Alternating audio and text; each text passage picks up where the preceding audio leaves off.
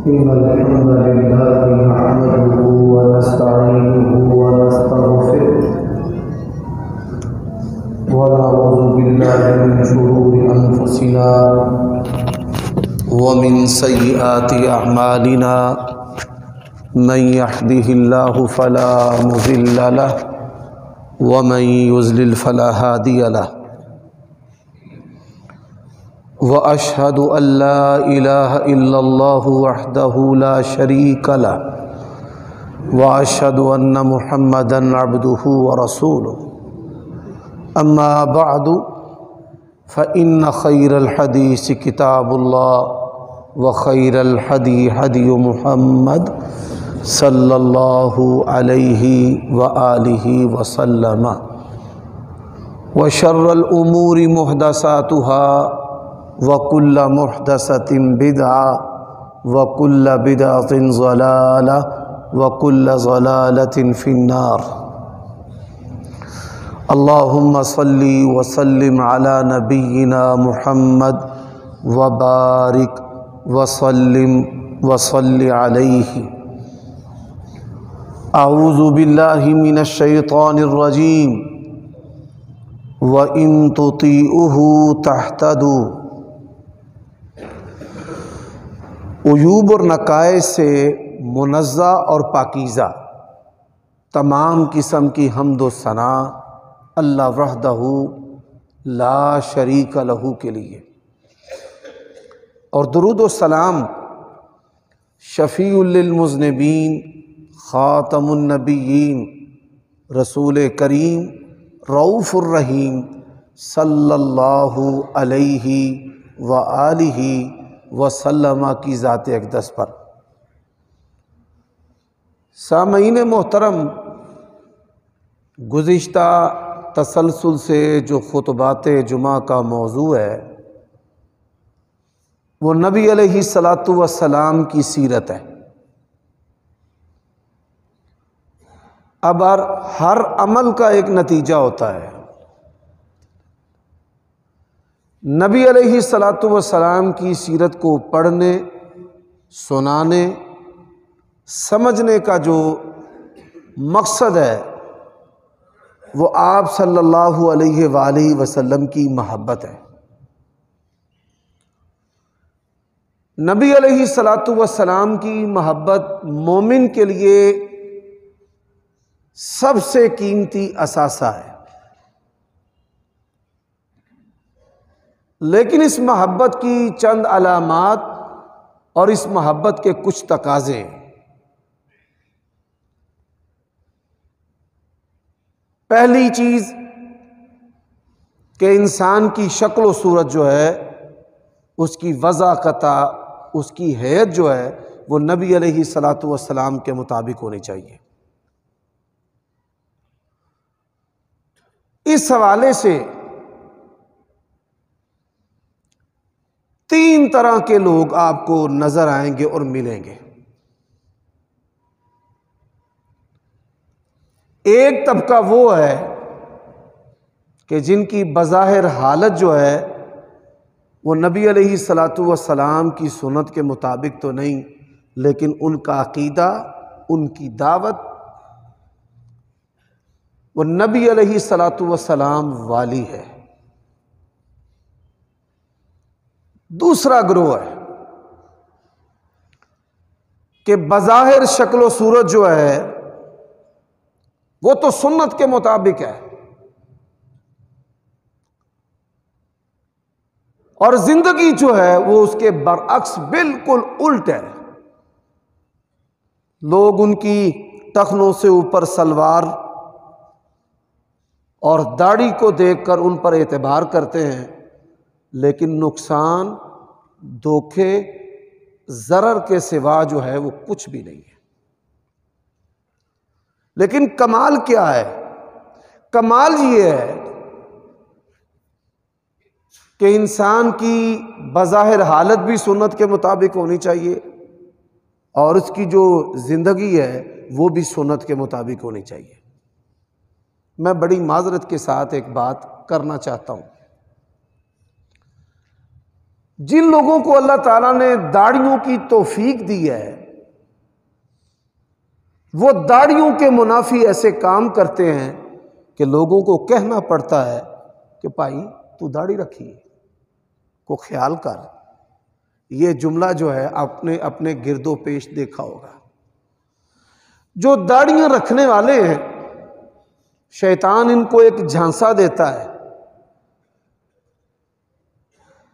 وہ جھانسا کیا ہے کہ آپ نے خود تو عزت لوگوں سے لینی ہے لیکن لوگوں کو عزت دینی نہیں ہے کہ یہ آپ حافظ ہیں، آپ قاری ہیں، آپ امام ہیں، آپ خطیب ہیں، تو آپ مخلوق سے لوگوں سے بالا تر جو ہے وہ پرسنالٹی ہے۔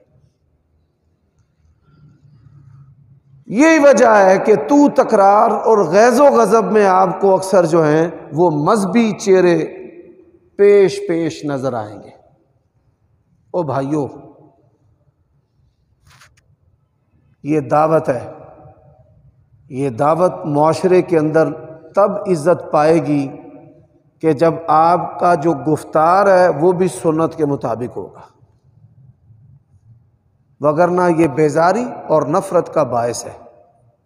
نبی علیہ الصلوۃ والسلام کا فرمان ہے ان اثقل شیء فی المیزان حسن الخلق، میزان میں سب سے وزنی جو چیز ہے نا وہ اچھا اخلاق ہے۔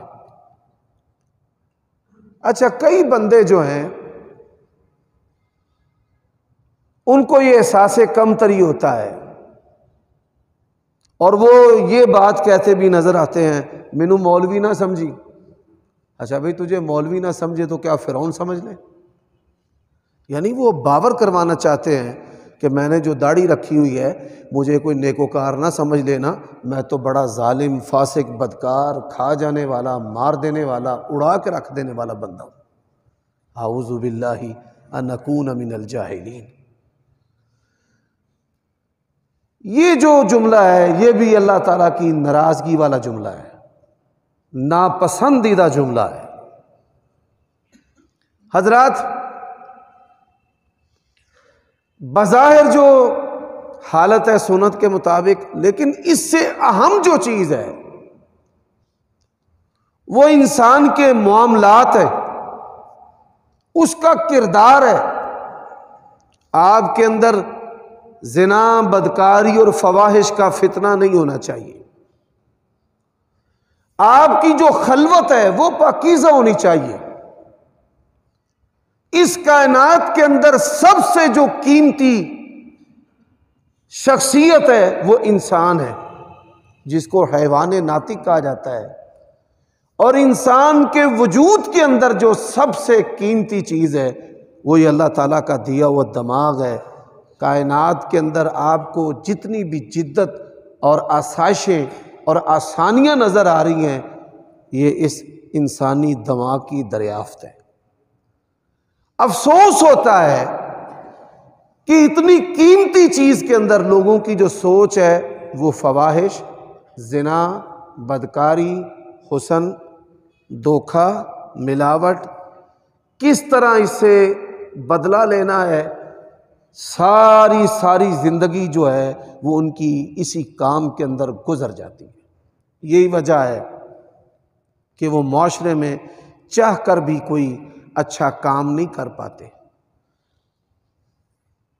اللہ تبارک و تعالی جو ہے وہ پرہیزگاروں سے قبول کرتا ہے، اور پرہیزگاری جو ہے وہ کردار سے شروع ہوتی ہے کہ آپ کے اندر جنسی ہوس بھی نہیں ہونی چاہیے اور مالی ہوس بھی نہیں ہونی چاہیے۔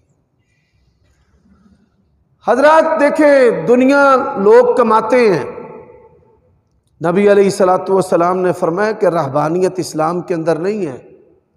آپ کاروبار کو چھوڑ کر، انسانوں کو چھوڑ کر جنگلوں اور ویرانوں میں نکل جائیں، اسلام کے اندر اس کا تصور نہیں، بلکہ آپ صلی اللہ علیہ وآلہ وسلم نے تقابلہ کرتے ہوئے یعنی کمپیریزن کرتے ہوئے یہ بات ارشاد فرمائی کہ ایک بندہ ہے جو لوگوں سے میل جول نہیں رکھتا۔ میل جول کیوں نہیں رکھتا؟ کہ وہ ان کی تکلیفوں پر صبر نہیں کر پاتا۔ اور ایک بندہ ہے جو لوگوں سے میل جول رکھتا ہے، درگزر کرتا ہے، ان کی دی ہوئی تکلیفوں پر صبر کرتا ہے۔ آپ صلی اللہ علیہ وآلہ وسلم نے فرمایا یہ میل جول رکھ کر صبر کرنے والا آدمی جو ہے اللہ کے ہاں بہتر ہے۔ اس کے اندر انسان کے تمام رشتے شامل ہیں، بیوی سے ملی ہوئی تکلیف، خامد سے ملی ہوئی تکلیف، والدین سے ملی ہوئی تکلیف، اولاد سے ملی ہوئی تکلیف، دوستوں سے، احباب سے، معاشرے سے، ہمسایوں سے ملی ہوئی جو تکلیف ہے، اور پھر اس پر صبر کرنے والا اور درگزر کرنے والا جو ہے وہ الگ تھلگ جو صوفی منش بندہ ہے، نبی علیہ الصلوۃ والسلام نے فرمایا کہ ایسا بندہ جو لوگوں سے میل جول رکھتا ہے پھر تکلیفوں پہ صبر کرتا ہے وہ بہتر ہے۔ حضرات، اب کردار جو ہے اس کے حوالے سے اللہ تبارک و تعالیٰ نے قرآن مجید میں یہ بات ارشاد فرمائی ہے وَمَنْ أَحْسَنُ قَوْلًا مِّمَّنْ دَعَا إِلَى اللَّهِ وَعَمِلَ صَالِحًا وَقَالَ إِنَّنِي مِنَ الْمُسْلِمِينَ۔ غور کیجئے گا، چند افراد بر صغیر پاک و ہند میں اسلام کی دعوت لے کر آئے تھے۔ لاؤڈ اسپیکر کا دور نہیں تھا۔ میں 1300 سال 1400 سال پہلے کی بات کر رہا ہوں۔ ریڈیو کا، ٹیلی ویژن کا، اخبارات اور جرائد کا دور نہیں تھا۔ ان کے پاس کردار تھا، اور کردار کی خوشبو اور عمل اور پیغام جو ہے وہ اتنا تگڑا اور مضبوط ہے کہ مشرق کے کناروں تک اور مغرب کے کناروں تک آج محمد رسول اللہ پڑھنے والے موجود ہیں۔ آج مسلمانوں کی اکثریت ہے، تھوڑے آئے ہم اکثریت ہو گئے، آج اکثریت ہے، ہمارے اندر جو رہنے والی اقلیتیں ہیں ہم ان کو مسلمان نہیں کر سکے۔ اس وجہ سے نہیں کر سکے کہ ہمارے پاس اسلام کا گفتار تو ہے لیکن اسلام کا کردار نہیں ہے۔ مہاجرین انصار کے قصے مزے لے لے کر ہم بیان کرتے ہیں اور سنتے ہیں، لیکن ان کا کردار پیش کرنے میں ہم مذہبی لوگ جو ہیں وہ بہت پیچھے ہیں۔ یہی وجہ ہے کہ اللہ تبارک و تعالیٰ نے فرمایا وَمَنْ أَحْسَنُ قَوْلًا مِّمَّنْ دَعَا إِلَى اللَّهِ وَعَمِلَ صَالِحًا وَقَالَ إِنَّنِي مِنَ الْمُسْلِمِينَ۔ اب آئیے،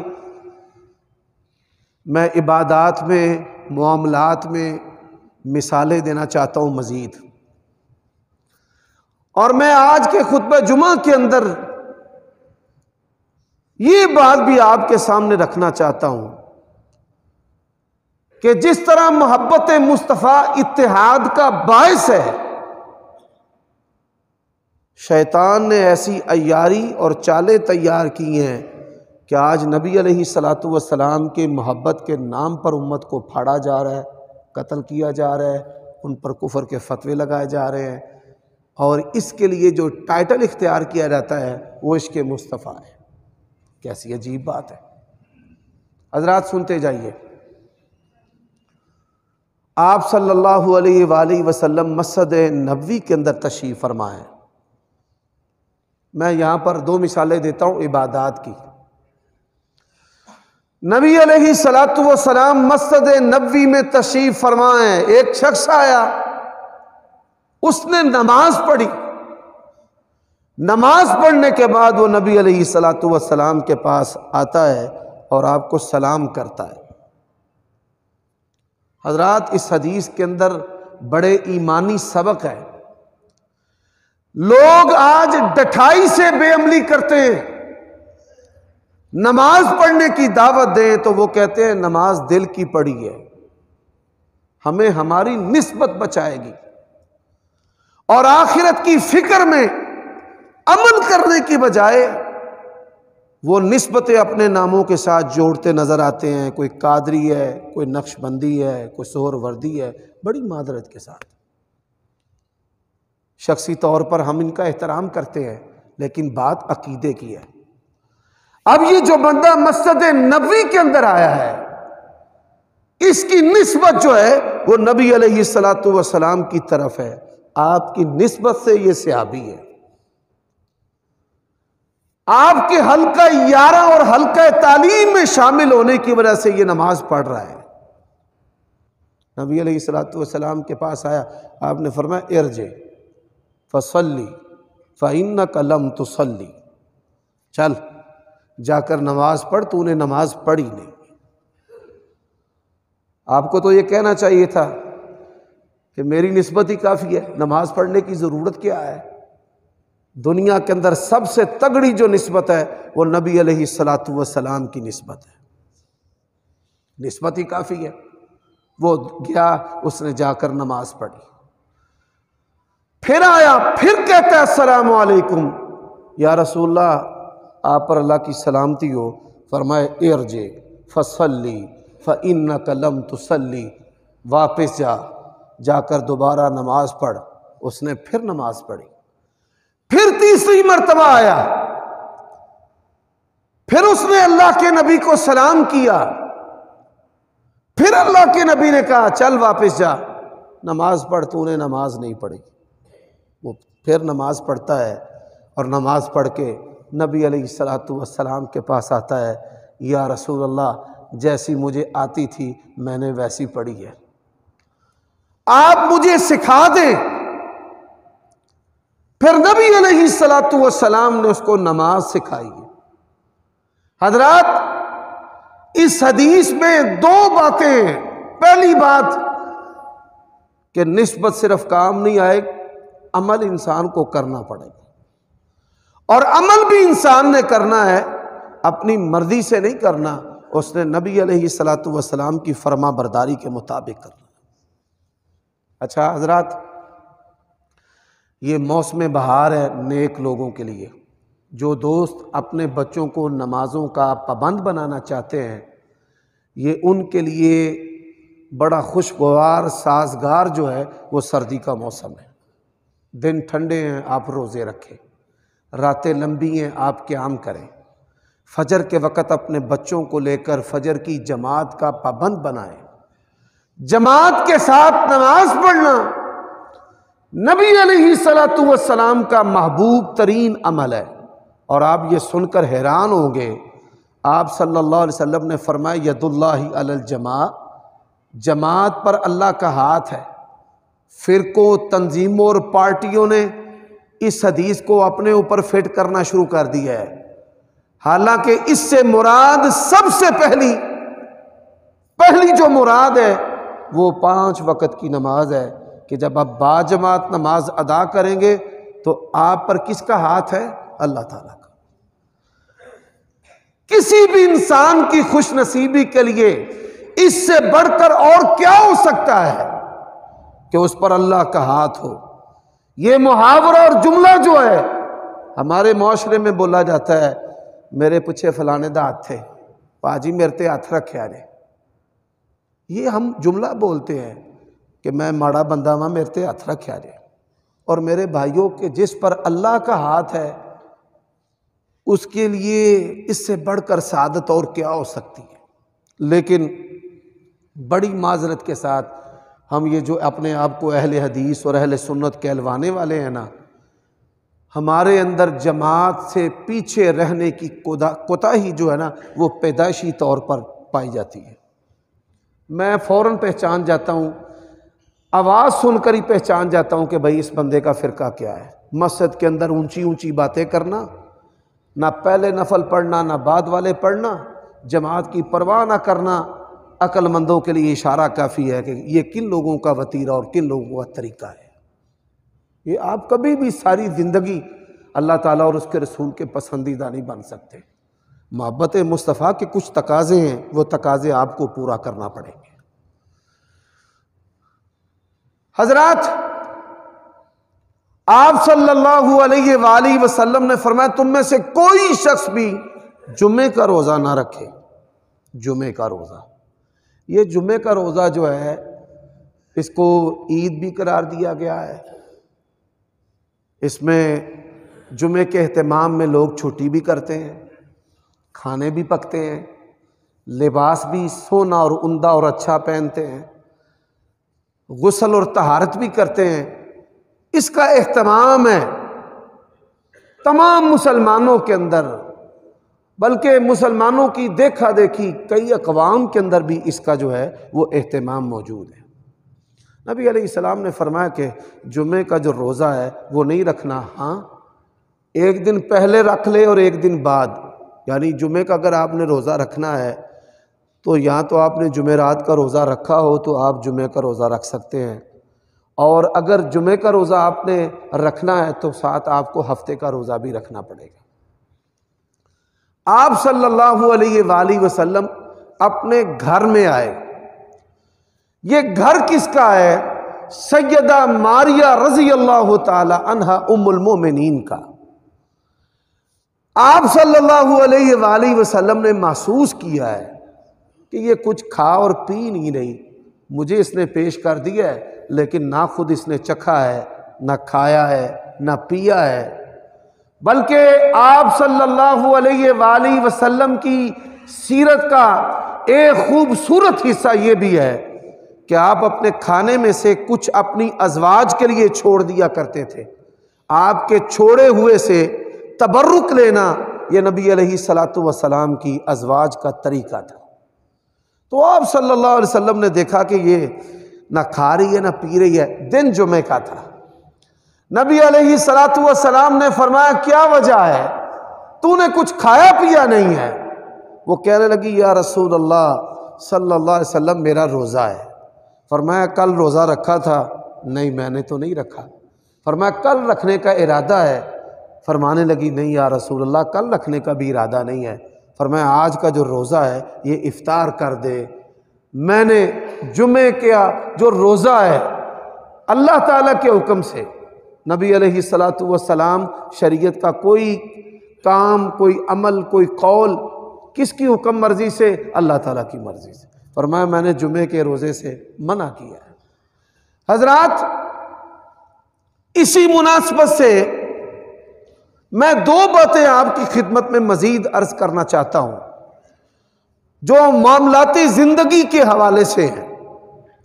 صحابہ کرام رضوان اللہ علیہ مجمعین کس طرح نبی علیہ السلام کی اطاعت و فرما برداری میں حریص رہتے تھے۔ دین اسلام کے اندر سب سے جو بڑا عمل ہے وہ اسلام قبول کرنا ہے۔ ان الاسلام یہدم ما کان قبلہ، اسلام قبول کرنے سے اللہ تعالیٰ انسان کے پہلے سارے گناہ معاف کر دیتے ہیں۔ اب اسلام قبول کرنے کے بعد جو بڑا عمل ہے وہ ہجرت کا عمل ہے۔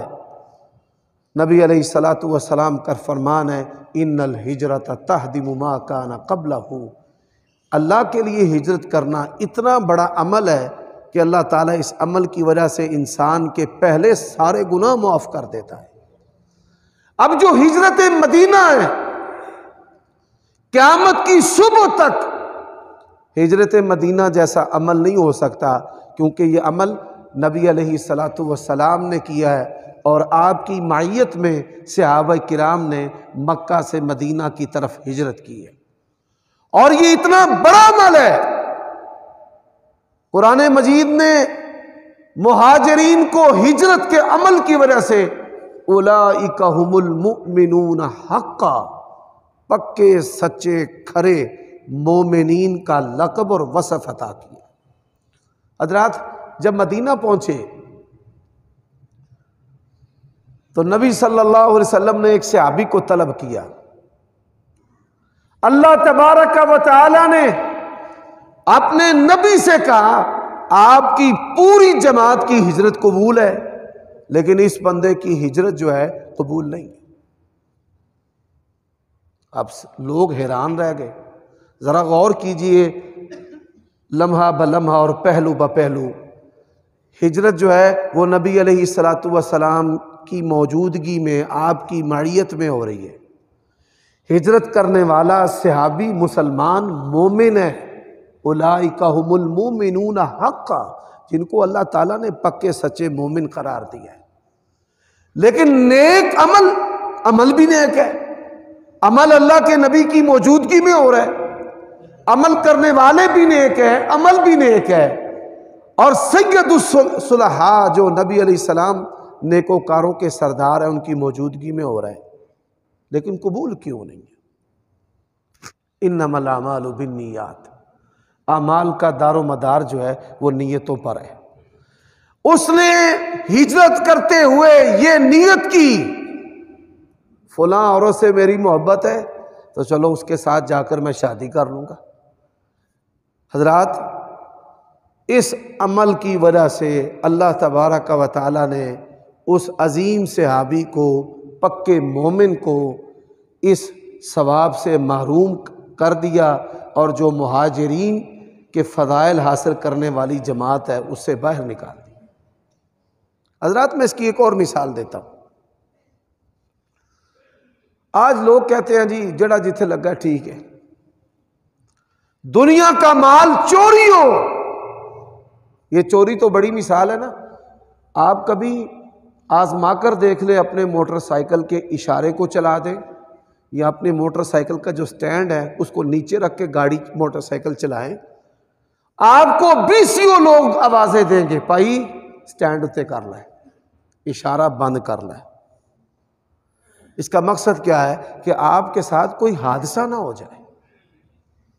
لیکن دین کے اندر ہم کتنے بے پرواہ ہیں، دنیا میں اور دین میں۔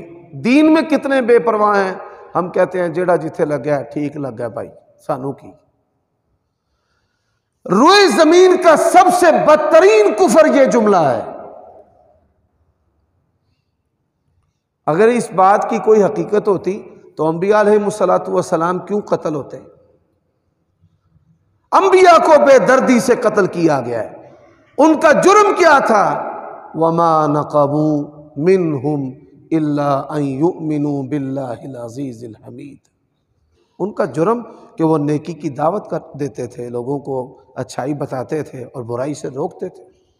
حضرات، نبی علیہ السلام جہاد کر رہے ہیں، یعنی دشمن کے ساتھ صف آ رہا ہے، لڑائی ہو رہی ہے، ادھر سے تیر جا رہے ہیں، ادھر سے تیر آ رہے ہیں، نیزے چل رہے ہیں، بھالے پھینکے جا رہے ہیں، تلواریں چل رہی ہیں، بڑی گھمسان کی لڑائی ہے۔ ان حالات کے اندر، یہ حدیث صحیح مسلم میں ہے، ان حالات کے اندر ایک جری، بہادر، نڈر سپاہی، نبی علیہ السلام کا فوجی، وہ دشمن کی صفوں کو چیرتا ہوا آگے بڑھ رہا تھا۔ اس کو مار، اس کو کاٹ۔ صحابہ کرام دیکھ دیکھ کے خوش اور راضی، کیا بات ہے جی، اب اسلام کا عظیم عمل جہاد کا ہے، ہو رہے نبی علیہ السلام کی موجودگی میں، داد دینے والے صحابہ کرام ہیں۔ اب صحابہ کرام نے کہا جنتی۔ نبی علیہ السلام کی عادت مبارکہ تھی، آپ تو چھوٹے چھوٹے اعمال پر جنت کی بشارت دیا کرتے تھے، چھوٹے چھوٹے کاموں پر۔ تو صحابہ کرام نے کہا جنتی، فرمایا اللہ کو ہی پتہ ہے۔ نبی علیہ السلام کے یہ جملے سن کرنا کہ شاباش نہیں ملی رسول اللہ سے، ان کو کھٹک محسوس ہوئی۔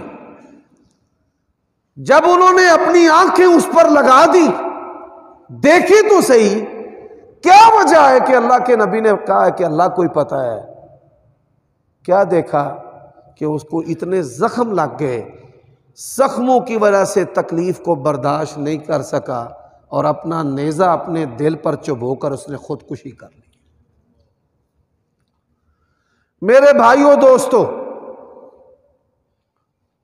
صحابی ہے، اس کا جوان بیٹا ہے، کنکریاں پکڑ رہا ہے، کبھی ایسے پھینکتا ہے، کبھی ایسے پھینکتا ہے، کبھی ایسے پھینکتا ہے۔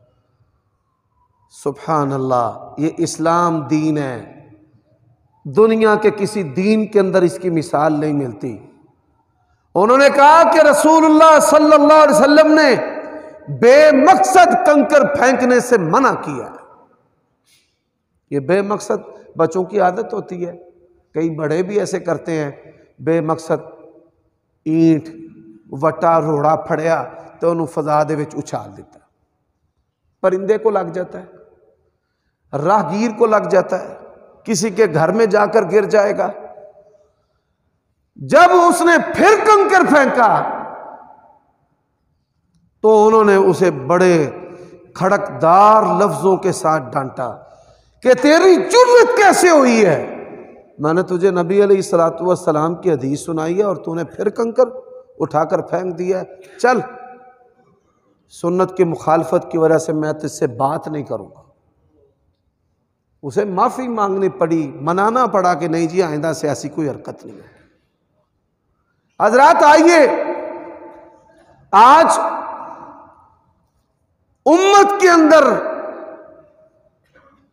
دین سب کا اسلام ہے، پھر کیا ہے؟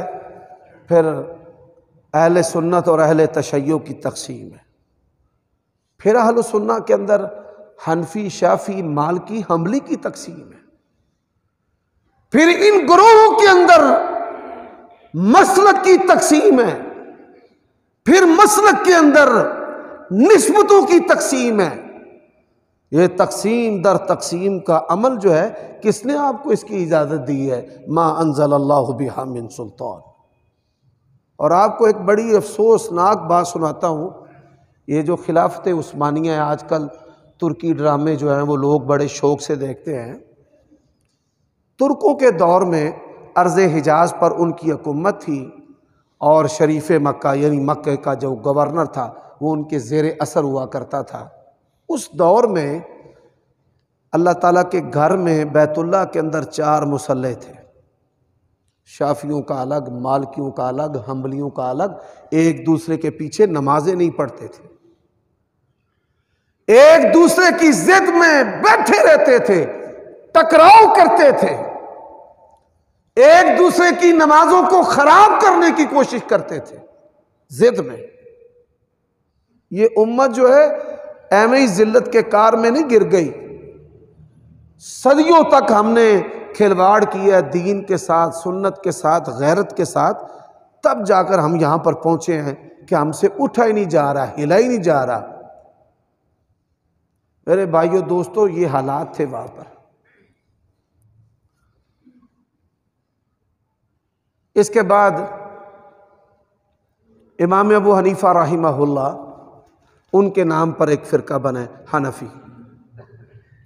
امام جعفر رحمہ اللہ، ان کے نام پر فقہ بنا ہے، فرقہ بن گیا ہے جعفری، فقہ جعفری ہے۔ امام مالک رحمہ اللہ، امام شافعی رحمہ اللہ، آپ انڈونیشیا، ملائیشیا میں چلے جائیں سب شافعی۔ اور یہ سن کر بھی آپ حیران ہوں گے، امام ذہبی رحمہ اللہ نے نقل کیا ہے، بڑی خون ریز لڑائیاں ہوئی ہیں، فتوے دیا ہے شافعی قتل کر دو، اتنا بھی گناہ نہیں ہے کہ جتنا آپ مچھر یا مکھی کو مارتے ہیں، اتنا بھی گناہ فرقہ واریت کے اندر۔ اور پھر بر صغیر پاک و ہند کے اندر آپ نے فرقہ واریت کی بدترین مثالیں دیکھنی ہوں تو آپ یہاں پاکستان کے اندر دیکھ سکتے ہیں کہ فرقہ واریت کی آڑ میں مسجدوں کو جلایا گیا، لوگوں کو زندہ جلایا گیا، قتل کیا گیا، بچوں کو کچلا گیا فرقہ واریت کی آڑ میں۔ اور مدرسے بنے ہیں جن کا مقصد ہی کیا ہے؟ شیعہ کافر، وہابی کافر، دیوبندی کافر، فلاں مشرک کافر، 8 سال پڑھاتے ہی یہ ہیں کہ کافر کیویں بنانا ہے۔ گلا تو گھوڑ دیا تیرا اہل مدرسہ نے، بتا کہاں سے آئے صدا لا الہ الا اللہ۔ وہ 8 سال پڑھاتے ہی یہ ہیں اور کافر بنانے کا مفتی اور ماسٹر بنا دیتے ہیں۔ اللہ کے نبی دنیا میں مسلمان کرنے آئے تھے، یہ کافر بنا رہے ہیں، اور پھر خوش ہوتے ہیں، نادم نہیں ہوتے۔ اور پھر جاہل جو ہے اٹھتے ہیں خطبہ سن کر، وہ جا کر چھرا لیا، عاشق رسول بن گئے، چکوال بینک مینیجر کو بڑی بے دردی سے قتل کر دیا ہے چوکیدار نے، اور مذہب کی بنیاد پر اس کو رنگ دے دیا۔ یہ جی گستاخیاں کرتا تھا، کہتا تھا نماز پڑھ کے چھیتی آیا کر، سنتا نہ پڑیا کر۔ عجیب معاملہ ہے۔ میرے بھائیوں دوستو، آپ سنیں، ان آئمہ کے اقوال سونے کے پانی کے لکھنے کے مترادف سونے کے پانی سے لکھے جائیں تو شاید میں سمجھتا ہوں کہ حق ادا نہ ہو۔ امام جعفر الصادق وہ اپنے وقت کے امام اور دین کے داعی اور مبلغ تھے، وہ ہمیشہ اللہ اور اس کے رسول کی بات کرتے تھے۔ اور میں نے کئی مرتبہ اہل تشیع سے بھی سوال کیا ہے کہ یہ جو تم گھوڑا نکالتے ہو، یہ جو تم نے امام بارگاہ بنائی ہے، یہ جو تم علی مدد کہتے ہو، یہ جو تم اپنے جسم کو نوچتے اور کاٹتے اور چھریاں چلاتے اور کولے پہ چلتے ہو، بتاؤ امام جعفر رحمہ اللہ نے کدھر کیا ہے؟ بتاؤ۔ یہ جو تم صحابہ اور حضرت معاویہ پر زبان درازی کرتے ہو، اہل بیت میں سے کسی ایک امام نے کبھی ساری زندگی ایسے نہیں کی۔ امام ابو حنیفہ رحمہ اللہ کے پاس ایک شخص آیا، سنیں اللہ اکبر، اس نے کہا امام صاحب اگر کوئی بندہ راہ گزر مسافر کسی کھیت میں باغ میں سے کوئی پھل اٹھا کر نکال کر چرا کر کھا لے اس کا ہاتھ کاٹا جائے گا؟ انہوں نے کہا کہ اگر وہ نصاب پر پہنچ جائے تو اس کا ہاتھ کاٹا جائے گا۔ پھل بڑے بڑے قیمتی بھی ہوتے ہیں۔ پاس ہی ایک شاگرد بیٹھا ہوا ہے، اس نے کہا رسول اللہ صلی اللہ علیہ وسلم کا فرمان ہے کہ اگر کوئی شخص کوئی بھوکا پیاسا کسی کے کھیت باغ میں سے پھل اتار کر کھا لیتا ہے اس کا ہاتھ نہیں کاٹا جائے گا۔ اللہ تعالیٰ امام ابو حنیفہ رحمہ اللہ پر رحمت فرمائے، انہوں نے کہا لا تقطع، لا تقطع، لا تقطع، 3 مرتبہ کا ہاتھ نہیں کاٹا جائے گا۔ اترکوا قولی بخبر رسول اللہ صلی اللہ علیہ وسلم، اللہ کے نبی کی بات آ گئی ہے، میرے فتوے کو چھوڑ دو۔ امام مالک رحمہ اللہ حاکم وقت نے کہا آپ کی کتاب موطا کو ملک کا دستور بنا دیتے ہیں۔ انہوں نے کہا نہیں۔ کیوں نہیں؟ اس کے اندر میرے اقوال شامل ہے، دنیا کے اندر ہر ایک کی بات رد ہو سکتی ہے، لیکن یہ جو قبر والے محمد رسول اللہ نا، صرف ان کی بات رد نہیں ہو سکتی۔ امام شافعی رحمہ اللہ، ان کے پاس ایک شخص آیا کہ رسول اللہ صلی اللہ علیہ وسلم کا فرمان ہے۔ انہوں نے کہا ہاں ہے، آپ کی کیا رائے ہے؟ وہ جلال کے اندر آ گئے، کہتے ہیں بتا مسجد کے اندر آیا ہے یا کسی کنیسہ گرجا گھر کے اندر آیا ہے؟ اس نے کہا جی مسجد کے اندر۔ مسلمان کے پاس آیا ہے یا کسی یہودی کے پاس؟ بولتا کیوں نہیں؟ اس نے کہا جی مسلمان کے پاس۔ اس نے کہا پھر تیرا ایمان تجھے اس بات کی اجازت دیتا ہے کہ رسول اللہ صلی اللہ علیہ وسلم کا فرمان سنا کر تو مجھ سے پوچھے جی آپ کی کیا رائے ہے؟ اور بتا نبی علیہ السلام کے فرمان کے ہوتے ہوئے اگر میں اپنی رائے کی بات کروں زمین کیا مجھے پناہ دے گی؟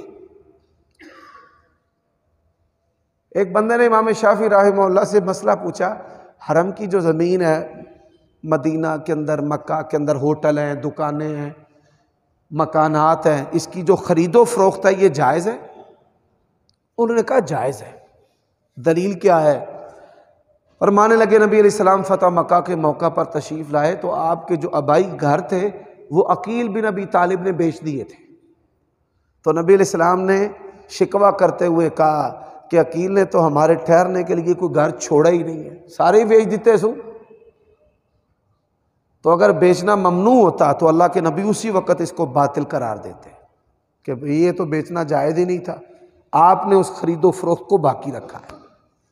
اچھا، پاس ایک بندہ بیٹھا ہوا تھا، اس نے کہا حدثنی فلاں حدثنی فلاں عن اکرمہ عن طاؤس قال لا یجوز، مجھے فلاں نے بیان کیا، انہوں نے امام اکرمہ سے بیان کیا، امام طاؤس کہتے ہیں جائز نہیں۔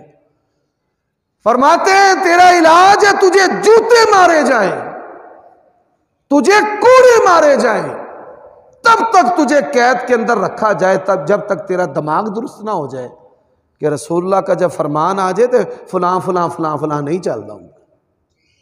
آج میں سیرت النبی یہ ساری اللہ تعالیٰ کی توفیق سے جو محنت ہے ہماری اسی پر ختم کر رہا ہوں کہ امت کا اتحاد اور اتفاق اسی چیز پر ہے کہ جس چیز پر ائمہ اربعہ تھے، قال اللہ قال رسول، جو اللہ تعالیٰ نے کہا ہے، جو اس کے رسول نے کہا ہے۔ آج اہل تشیع جو شیعہ حضرات ہیں، ان کی کامیابی امام جعفر الصادق اور اہل بیت کے جو حقیقی اقوال ہیں، اعمال ہیں، ان پر ہے۔ یہ بر صغیر پاک و ہند کے اندر بناوٹی چیزوں پر نہیں ہے۔ اللہ تعالی ہمیں سمجھنے کی توفیق عطا فرمائے۔ وآخر دعوانا الحمدللہ۔